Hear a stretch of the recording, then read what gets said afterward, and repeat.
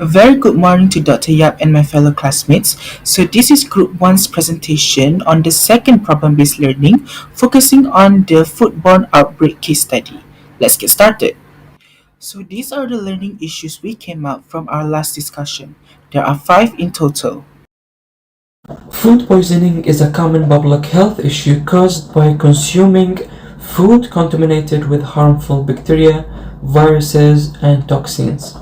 According to the World Health Organization, about 600 million people worldwide fell ill and 420,000 die each year from unsafe food. In Malaysia, food poisoning remains a concern, with about 51 accidents per 100,000 population in 2023, more than the double rate in 2021. Understanding the food safety through One Health approach, linking humans, animals, and environments, help to prevent future outbreaks, protect community health, and strengthen intersectoral collaborations. Hello everyone, let's use one case to understand One Health. In October 2019, at a 20,000-person event in Malaysia, 169 people got sick after eating contaminated nasi lemak. This is human health. Pathogens directly harm humans, which is the core of One Health. These pathogens came from animal-sourced ingredients, meat, eggs, in the nasi lemak. This links to animal health.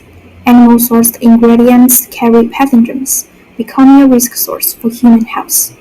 Meanwhile, the messy kitchen, unhygienic park areas, and the fridge temperature. This is environmental health. Poor environment let pathogens multiply rapidly, acting as a bridge between human and animal health. This case shows human, animal, and environmental health are inherently interconnected. Okay, we will talk about the interconnection. First, animal to human. Pathogens from animals can enter the human food chain via contaminated meat, milk, or eggs. Next, environment to human. Poor hygiene, improper temperature control, and unclean surroundings let bacteria multiply. Then reach people through food or water. Then human to environment.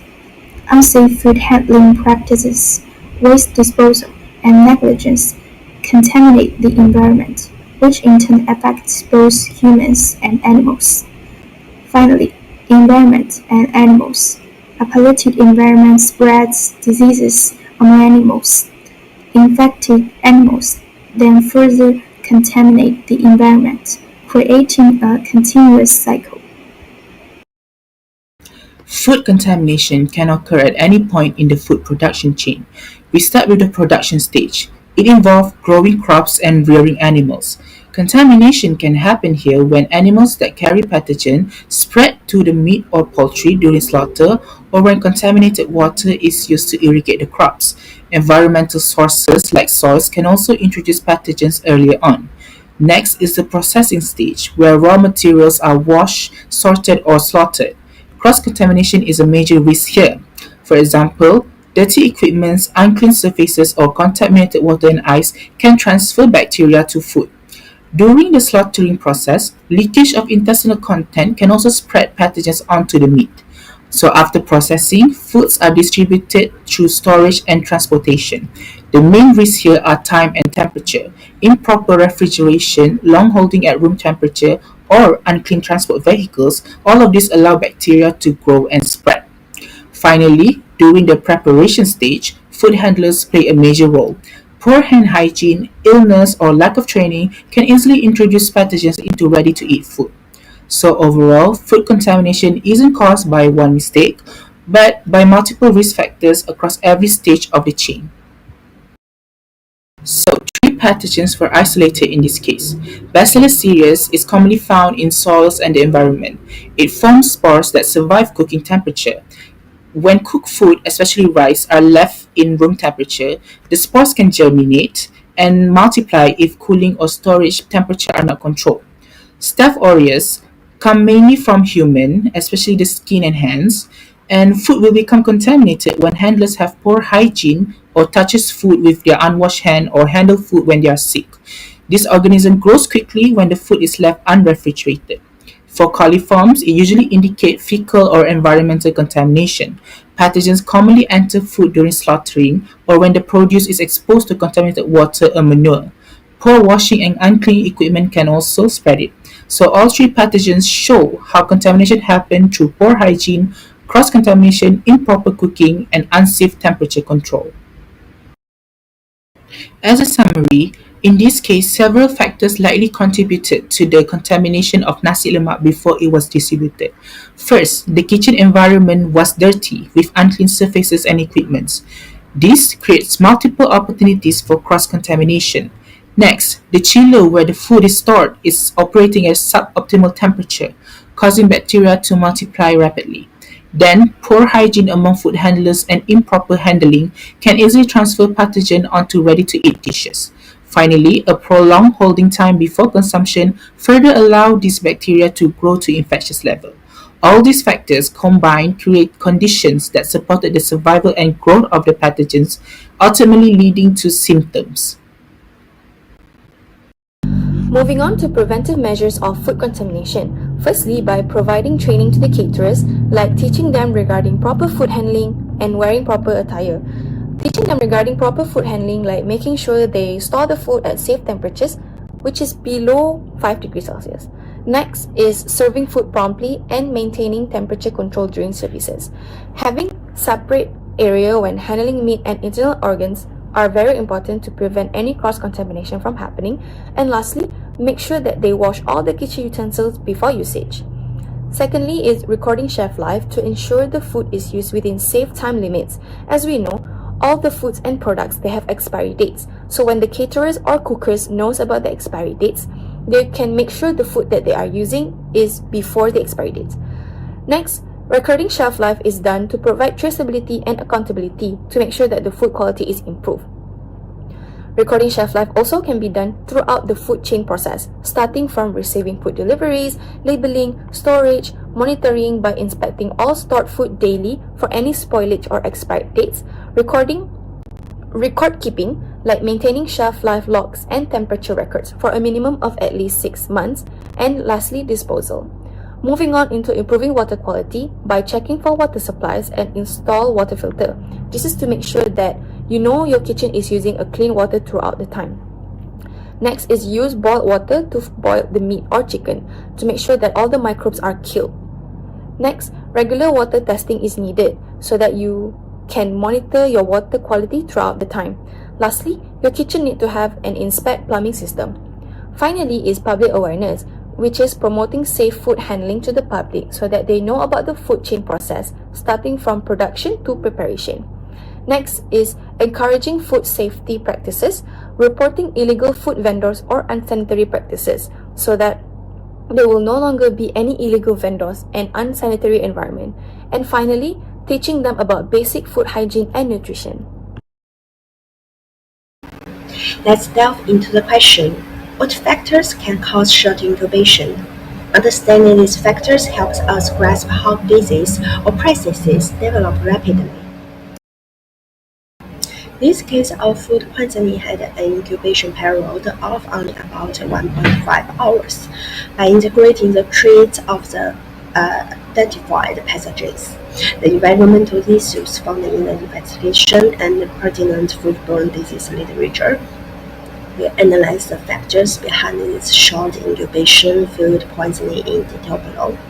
First, the pathogenic bacteria produce highly active, heat-resistant toxins that are hard to eliminate. Here's a comparison of the action mechanisms and the incubation period of two pathogenic bacteria. Despite their differences, both are detected this time relying on producing highly toxic contamination Yersinia adapted toxins as their core pathogenic mechanism. Moreover, these toxins are resistant to conventional treatment, which is key to the short incubation period. Second, improper storage conditions accelerate toxin accumulation and bacterial reproduction. In the case the refrigerator temperature was about 10 and the kitchen environment was dirty and messy, such storage and processing environments provided optimal conditions for the reproduction of pathogenic bacteria and toxin production, further shortening the incubation period. Third, food characteristics and the distribution process facilitate toxin exposure. For example, the contaminated nasi lemak with starch-rich rice and protein-packed meat and coconut milk feeds Bacillus cereus and as a real sparing rapid toxin production. Centralized distribution of 20,000 pre-packaged meals ensured synchronized intake and preserved toxin potency, and avoided scattered consumption, induced incubation variation, amplifying the short incubation outbreak. Fourth, toxins take effect directly without the need for in vivo proliferation, unlike Salmonella that need in vivo colonization and reproduction. Bacillus cereus emetic toxin and as a real enterotoxin are preferred, causing illness immediately upon ingestion. They act directly on the gastrointestinal tract nervous system without intestinal proliferation, rapidly triggering symptoms. This no in vivo growth pathway is why such food poisoning has a much shorter incubation period than infectious intestinal disease.